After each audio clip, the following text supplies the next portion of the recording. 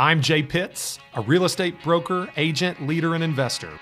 For the last decade, I've navigated the craziest of real estate markets this country has ever seen, selling over 2,000 homes, moving in and out of markets, always ahead of the curve. And now I'm bringing that perspective to you. This is your resource, and Real Talk About Real Estate starts right now.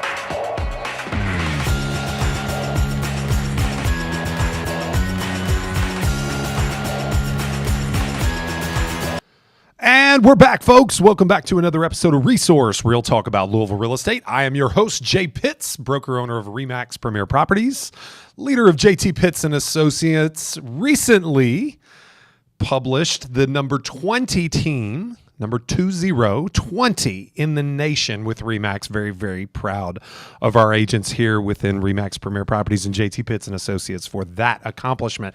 You know, numbers aren't quite on pace for goals, so I was a little bit surprised to see that we climbed. We ended last year at number 29 in the nation. To see that we climbed to number 20 was really, really exciting for me. So big props to the agents over here at 10605 Shelbyville Road. All right, so real quick, if I could ask you just right here at the top of the show to do me a solid, jump over to our two most preferred platforms for followership. Is that a word? Followership. Following the program. Instagram and TikTok. We would love to have your follow there at J Pitts Realtor on Instagram, at J_Pitts on TikTok. And we are also live on YouTube. You can find us youtube.com/J Pitts Realtor. Thank you so much for tuning in. Today, I'm super excited because we've gone back to the basics here at Resource. And really, the basics for me is nothing more than spending the appropriate amount of time and effort and energy on the things that make the most impact in today's business world, in today's world of residential real estate. Last week, we talked to you about the optimal listing presentation, the perfect listing presentation, the perfect listing appointment. And we got real granular on the things to do, the things to say, on how to frame your interaction with your seller so that you can get listings from that network of yours, that sphere of influence, as we like to refer to it as, that circle of people that surround you in your daily life, whether you be working or doing whatever it is that you're not doing real estate. So that was number one. I've told you the most impactful three things in today's market are to get listings from your sphere of influence, to hold transactions together. And what we're going to talk about today is how to win multiple offer situations. Those three being most impactful. I think it quite important to go back to the basics right now, as we're seeing a very strange shift in the marketplace out there right now. We're seeing, interest rates climb, but sales not necessarily taper. We're expecting a price appreciation, home appreciation to slow down, if not even in certain micro segments of the market to actually drop in value potentially. Hasn't really happened yet. We're a very solid, very fundamentally sound Midwestern market here in Louisville, Kentucky.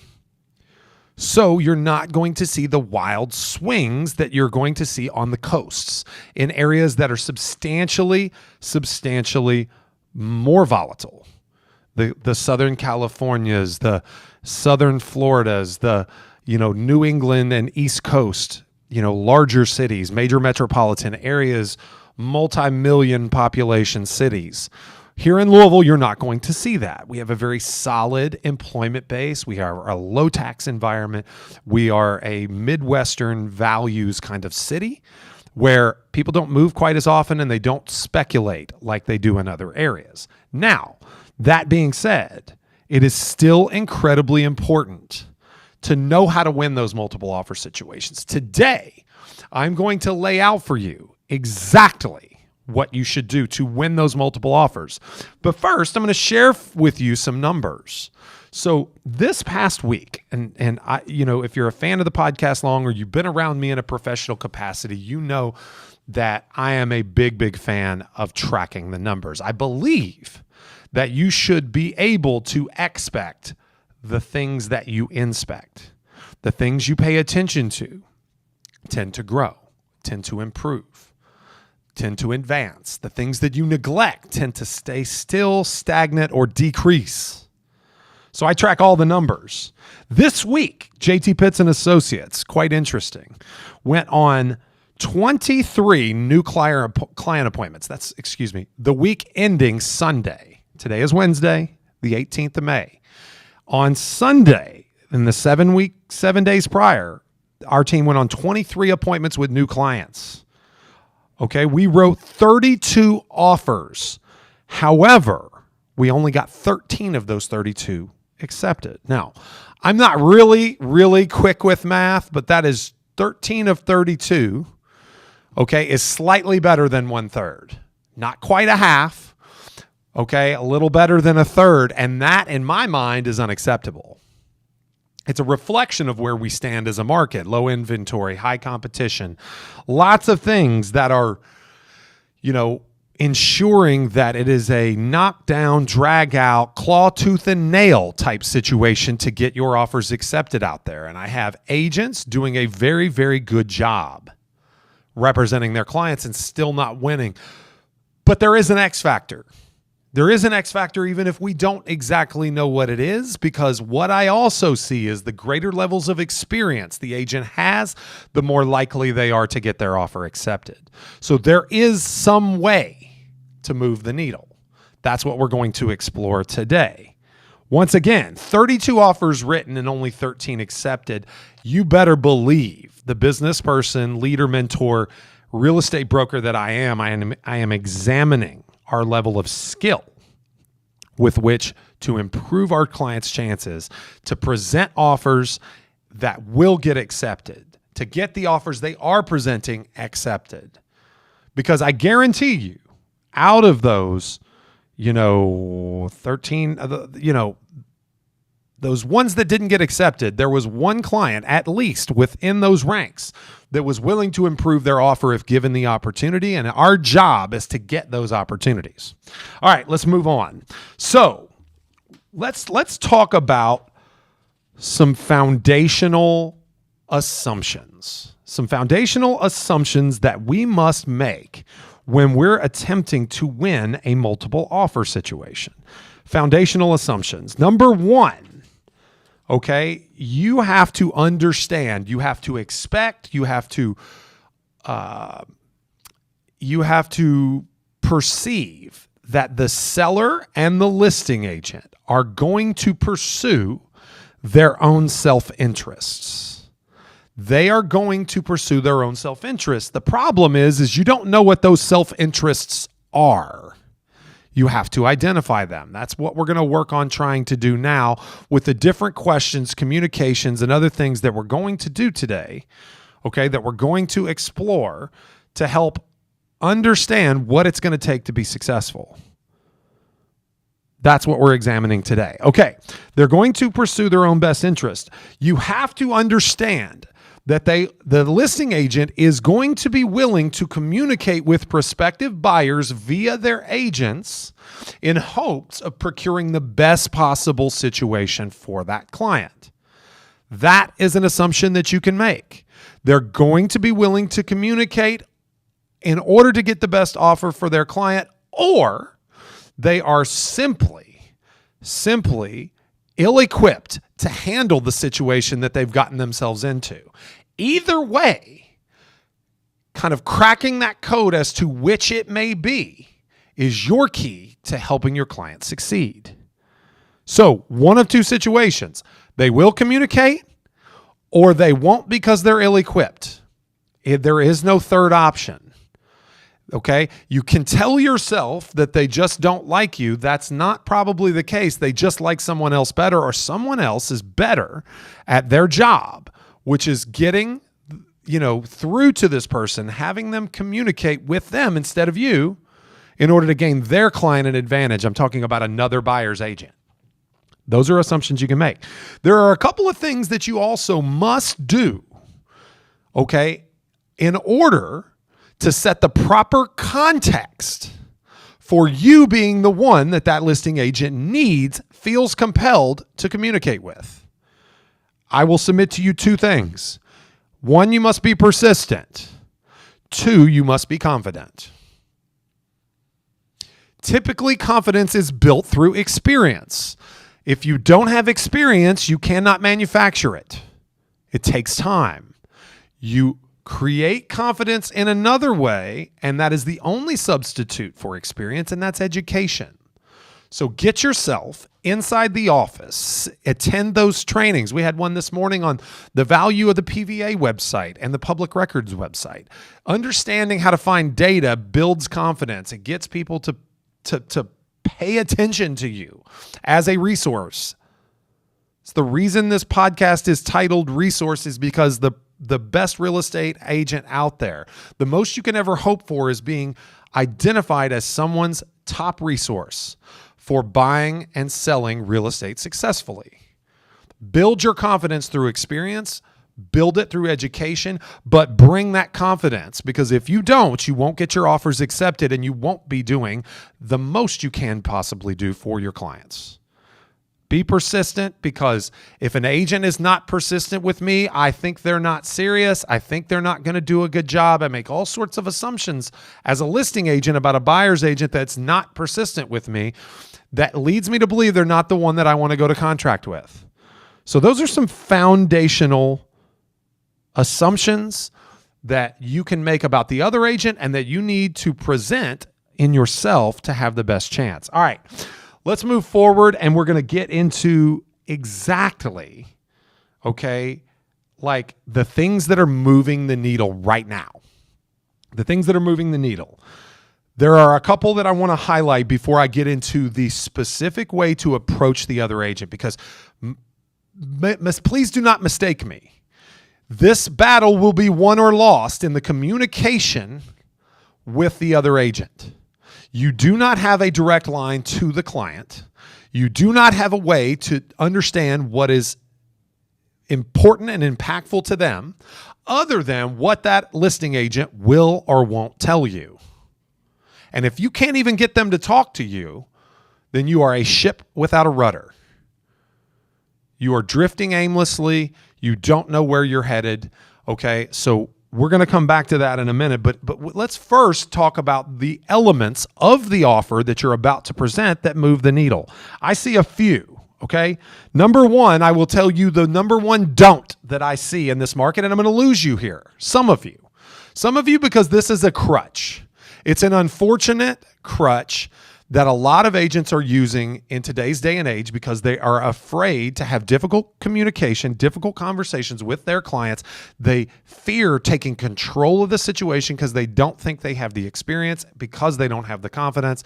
So they lean on the crutch that are escalation clauses. My advice to you is don't do them. Do not do them. The market is too disparate. They may have worked 3 to 6 months ago. They don't work today. Today is the most active market for multiple offers I have ever seen. And I will tell you that all you're telling me when you write an escalation clause is that you're not willing to beat the competition the first time around. And I am not inspired to work with somebody that will only pay their top number if made to do so. I expect that deal to fall through with higher likelihood than ones without escalation clauses. And frankly, as a listing agent, I don't have time. I will make time, but I don't have time when representing my client's best interest to slow down long enough to explain what an escalation clause means to them. I want the offer that puts their foot forward, the best foot forward the first time.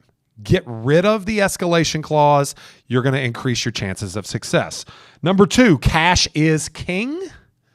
Probably nothing more impactful than being a cash offer versus being a financed offer. Now, Jay, that's not realistic for everybody. Trust me, I know this. Okay, but you must explore your client's ability to pay cash, finance later. You must explore your client's ability to obtain cash from a family member and then finance later. You must explore what options they have, because it really does tip the scale in your favor. And if you fail to ask the questions, then that is exactly what you'll do. You will fail at a higher percentage than if you had gone cash, than if you had asked the question. That one, avenue that they might have might be the saving grace. Okay. Now, this is also an incredibly impactful time to win, because as prices increase while rates increase, the affordability of housing is getting hit, is being assaulted from both directions. So this could be a substantial issue with respect to your client's ability to purchase a home that is suitable to their needs. They need to do it now, not later. All right. Number 2, the inspection waiver. And I don't mean inspect but not request. Everyone knows what that means. That means if we find something we don't like, we can still ask you for it. We can still terminate the contract. You know, it's better than a straight-on inspection. Okay? It's better to qualify your inspection request. I will not request items less than this. I will not make requests in excess of this. I will not make requests at all, but I reserve the right to cancel. All of those qualifiers are better than a flat-out inspection. If you're listening here in Louisville, 10B2 is better. Okay, 10B2 with qualifiers is better than just straight 10B2. 10B1 is king as it pertains to inspections. What we're seeing is, first we look, okay, I have 3 cash offers. Which one waived inspection entirely? 10B1. 10B1 cash is a recipe for success. If you have the ability, do it. Okay, even less impactful, but still tipping the scales, is the appraisal waiver or the appraisal gap coverage. Now, you may say to me, Jay, well, my client is getting financing. How can they do an appraisal waiver? Well, if your client's buying a $400,000 property and they're putting $200,000 down, what are the chances? What are the literal chances that the house that is on the market for $400,000 will appraise for less than $200,000? There's zero chance. Look at the Zestimate. The Zestimate claims to be 75% accurate within 10% in both directions. In that case, that is from 360 to 440. There is a literal 0% chance that your $400,000 property appraises for $200,000. Waive the appraisal if you've got a $200,000 down payment. Don't give gap coverage. Waive it. Okay? Really, all you need with a $400,000 property sales price to obtain the best possible financing available, conventional 20% down, is an $80,000 down payment, which means the appraisal can come $120,000 short and you still obtain the best possible financing. There's a literal 0% chance that happens. Maybe 0.000001, but virtually zero. Waive the appraisal altogether if you can. All right, even less impactful, but important, okay? Post-closing possession or seller's choice of logistical deadlines. When does the seller want to close? When do they want to give possession? The contract is written to take into account mutual consent with respect to these things. Give the seller carte blanche. Okay, if you have the ability to give the seller post-closing occupancy with or without, preferably without rent back, do it. It will help you win.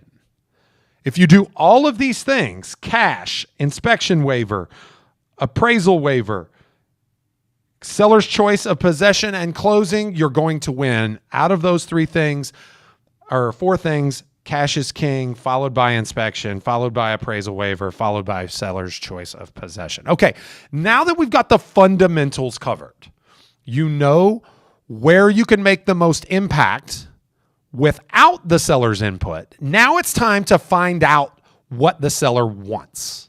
What does the seller want in this situation? Okay, I need to teach you exactly what to say and how to approach a listing agent that, mind you, is probably in one of, if not the busiest moments in their career, with a hot listing that has probably shown 40 times in 2 days. They're, waiting on offers. They're probably going to get 10 plus that you're competing with.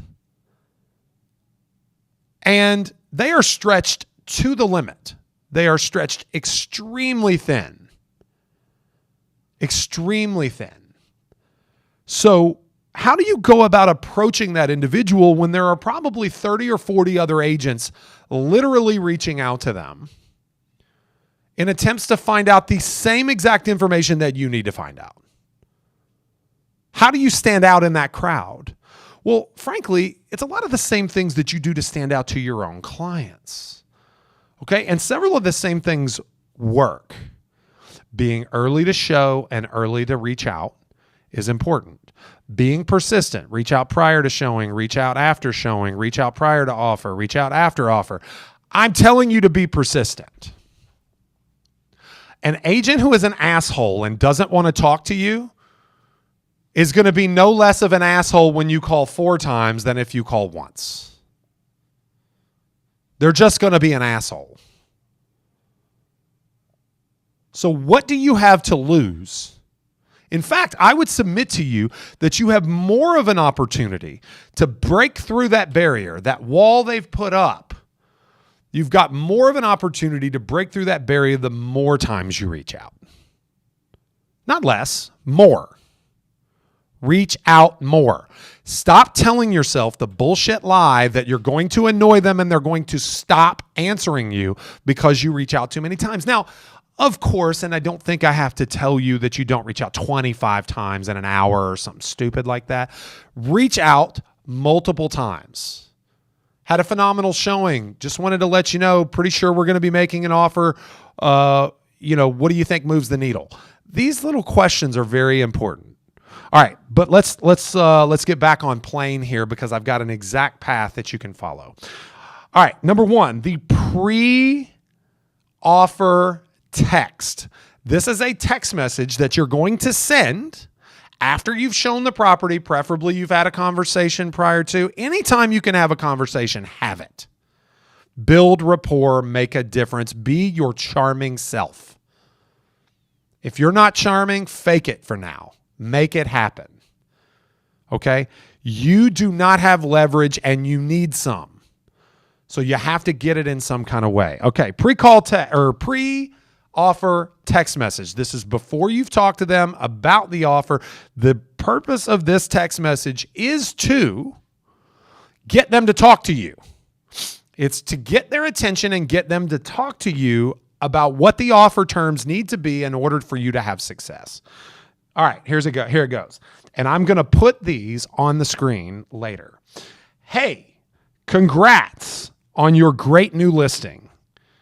123 Main Street, showed it yesterday, whatever. I'm sure you're slammed, but I was hoping for some guidance on what might make this offer process easier for you. In text, send. Wait 30 seconds, and while you're waiting, type out, do you have 2 minutes to chat? As soon as you see the 3 blinking dots, press send on the second message. You want it to be 2 messages because you want it to ping their inbox twice. If they happen to ignore the first text because they're in the middle of something, you want that second message to hit and draw them back into the thread. Now, I don't recommend you continue to string together like 8 more texts, asking questions, trying to get your information. Remember, you're just trying to generate a phone conversation where you can use your charm, your sales skills, and your command of the English language, neurolinguistic programming, and influence to get an advantage for your client. Once again, hey, congrats on your great new listing. I showed it yesterday, 123 Main Street, whatever, include or don't. I'm sure you're slammed, but I was hoping for some guidance on what might make this offer process easiest for you. Do you have 2 minutes to chat? Second text. All right.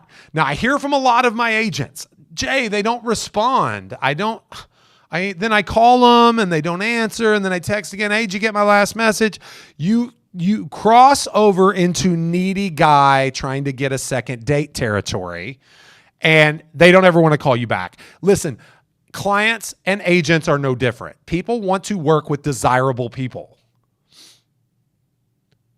That's why you must have persistence and confidence, because you're creating the expectation that you are different than the masses. The masses are inexperienced, ill-equipped, unable to process a successful transaction, to take control and move the client forward in the process, to keep them from getting cold feet and walking away. Because trust me, the last thing a busy agent who is ill-equipped to handle the process of 10 offers wants to do is to have to do it twice. So they're looking for the agent that means business. They're looking for the agent that doesn't need practice. Been there, done that, getting to the table, not wasting my time. That's who you want to portray. But you can't be cocky either. You can't be dismissive. All right, now let's say they don't respond. Okay, then I'm going to give you a dialogue to use in another text message, or something that could also be used on the first conversation when they do respond. Okay, so if they don't respond, I'm going to jump it around a little bit, but I'll bring it all together. If they don't respond to the text, you send another text. John, hypothetically, I know you're probably juggling a lot right now. I'd love some guidance on how I can make this easier for you. My clients were thinking of offering X. Would that be competitive? So now you've shown your cards. Now, I'm going to recommend to you that you make the offer stiff. You may second guess this dialogue if your clients, and you know it, are not ready to take this down. Okay? If they are wavering on their willingness to pull the trigger on this number, then you might think twice. But when you know your clients are willing to make a run at this property, to put their best foot forward, do this and it will get a response because you've shown some cards. Okay? That is an investment in the relationship with the agent. You are giving them proprietary information and they say, oh, wow, this guy's ready. He's doing a deal today. I need to respond to him. Now, if they respond to either of those text messages, okay, so the second was a contingency, but either one of them, the first goes unresponded to, we're going to reserve that second text dialogue to use in the conversation verbally as well. But once again, first, pre-offer text, I need 2 minutes to chat. If they respond to either one of these, you dial the phone immediately. Because they're looking at the text message right then and there with their phone in front of them. They're probably not on the phone, and they're more likely to answer because they are on task in this offer process mode. Okay, you're getting right to them in the moment that they are thinking about this specific issue.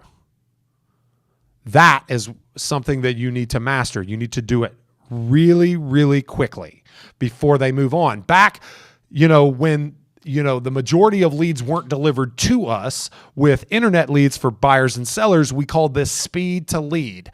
Get there before they've moved on. You're much more likely to get them to answer. All right. So next, when you start that conversation, let's say they answer it.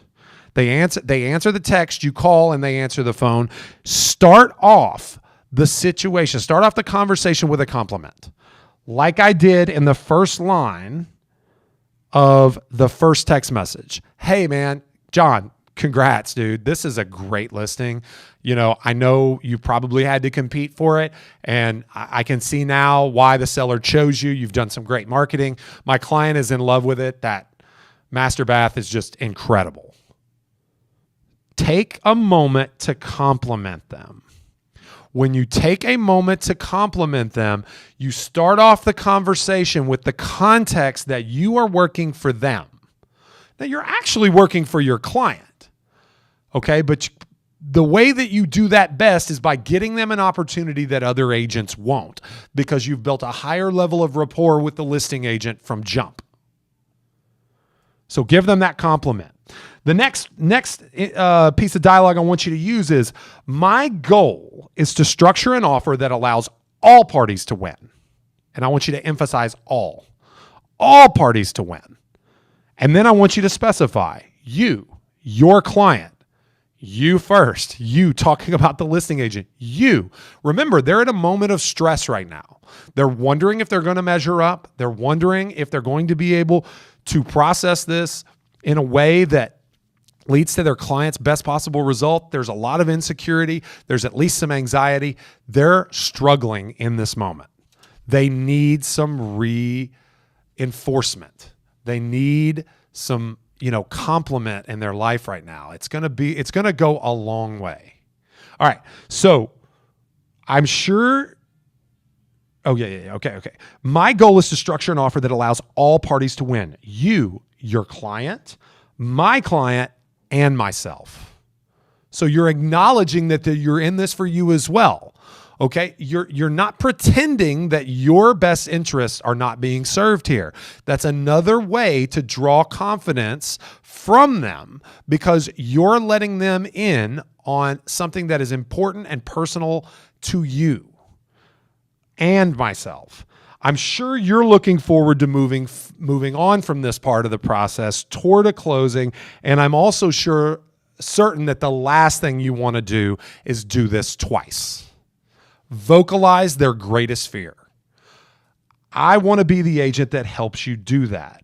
And unfortunately, with 25% or more of offers releasing, that's a real possibility. Now, you can riff from here, okay? Because it's you and your personality that makes this stick. If you're an ass, you're going to sound like an ass. If you're humble and hungry, it's going to show right here. I might say something like, 25% of offers releasing in today's market, that's really crazy. That's an unfortunate possibility. Personally, I've been here, I've done this, and I don't need practice, so I structure offers that win. I want to get us to the closing table. It's that level of confidence. It's that level of resoluteness in your language that's going to have them build confidence in you. It's going to be incredibly impactful to them. Incredibly impactful. So what I want you to do is I want you to riff, feel comfortable, and let them know that you're the one that they need to pursue an offer with. All right, so a couple of things to understand as to whether or not you have achieved this goal is you need to understand what motivates people. So the first thing that motivates people is perspective. First thing that motivates people is perspective. That perspective you've been creating from the first moment that you started this conversation. You started this by telling them that you understand that they've done a great job for their client to this point.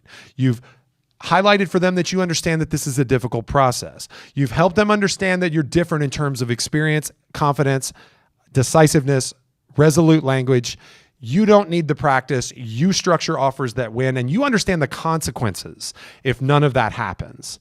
You need to also understand the motivating factors of pain versus pleasure.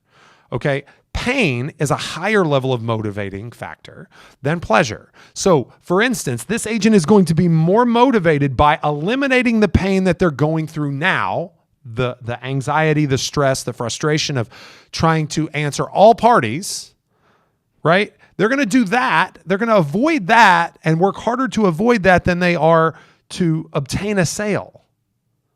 Ultimately, they're going to take the path of least resistance. You need to make sure they know that that is you.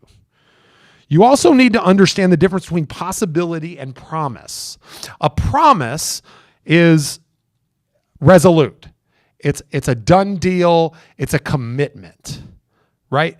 When you commit to action and results through your language, you give somebody much more confidence than considering the possibility that something might occur. They may even think it's a likelihood, but a possibility is much less valuable than a promise. You also need to help them understand that there is a plan. Someone having a plan is incredibly motivating. Knowing what those next steps are is incredibly motivating, which takes me to kind of my last point for today, which is before you hang up, you need to interject into the dialogue the next step. So I want you to ask, when is your plan? What is your plan for responding to offers? When do you plan to present the offers to your client? You need to vocalize these things and you need to get a response from them. When you get the response, say, fantastic. I knew you were going to do it in a very organized fashion. I just wanted the details. Let me leave you with something because I don't want to take up too much of your time. Perspective. I don't want to take up too much of your time. What I'd like you to know is that I will be by my phone, unencumbered, at that moment in time. When you're sitting there with your clients, presenting all the offers that you've received, and you become aware that there is something, maybe something we have discussed today, maybe something we haven't, that really moves the needle for your client, I will have my clients available and ready to consider whatever that change to our offer might be. And we can possibly go to contract right then and there without any question. And you can be the hero by helping your client achieve that goal without any worry or anxiety of waiting to see if they've countered and might lose everything by countering one of the really good offers that you have. If something tips the scales, I'll be by my phone. Please call me. I want to be the guy that makes this happen for you.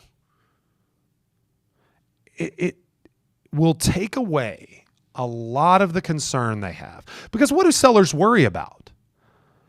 Am I pushing too far? Okay, we've got all these great offers, but this best offer with the most money, it's got this one thing that, we really needed 3 days post-closing occupancy, and we really don't want to lose this offer, this $25,000 over list price, for countering them and asking for 3 days post-closing possession. What if they get offended? What if they walk away? What if then we go back to the second best offer and they've already found another property? This is an incredibly tedious and stress-inducing time for both the agents and the sellers. And you need to be the warm bath of a solution. The comfort that makes all the stress dissolve. This conversation can be that. You can structure your conversation and communication with these other agents so that they look at you as their solution. Remember, you don't need practice. You're only here to win. And in winning, I keep you from having to do it a second time. I make it easy and make it all go away now. You are going to look like such a rock star to your client by choosing to present my offer in such a way that your seller is willing to take it. Now, one last thing before we move on. I want to give you just a quick tip on, and this is more of an NLP tip, an influence language tip.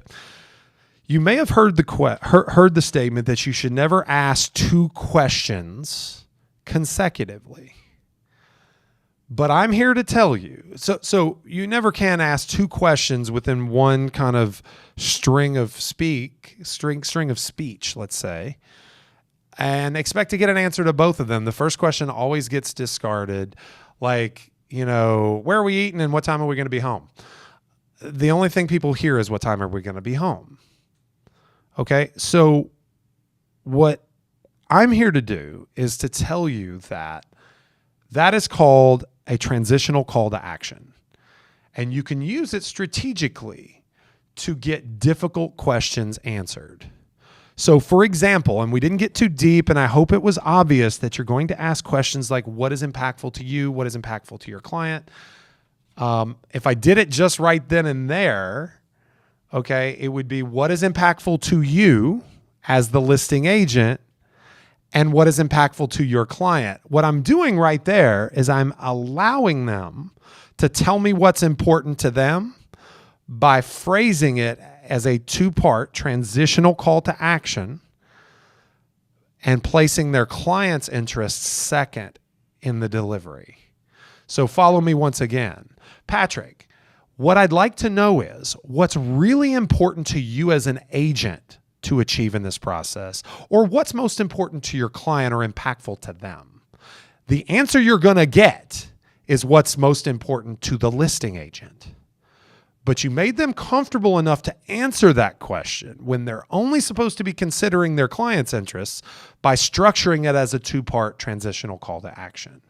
So bear that in mind when you're having these conversations, because again, you're looking to understand motivational factors, perspective, pain versus pleasure, possibility versus promise, and planning. When you do that, you will gain an advantage over every offer you're competing with. I hope this has been impactful today. I know it's a lot. I gave a lot of dialogue. I'm going to transcribe these messages and we're going to include them on some of the social media that we put out. So you can just rip them off directly from the posts where you find this podcast. I just want you to know that what you say matters. Knowing exactly what to say matters. Great book out right now. Knowing Exactly What to Say by Phil Jones.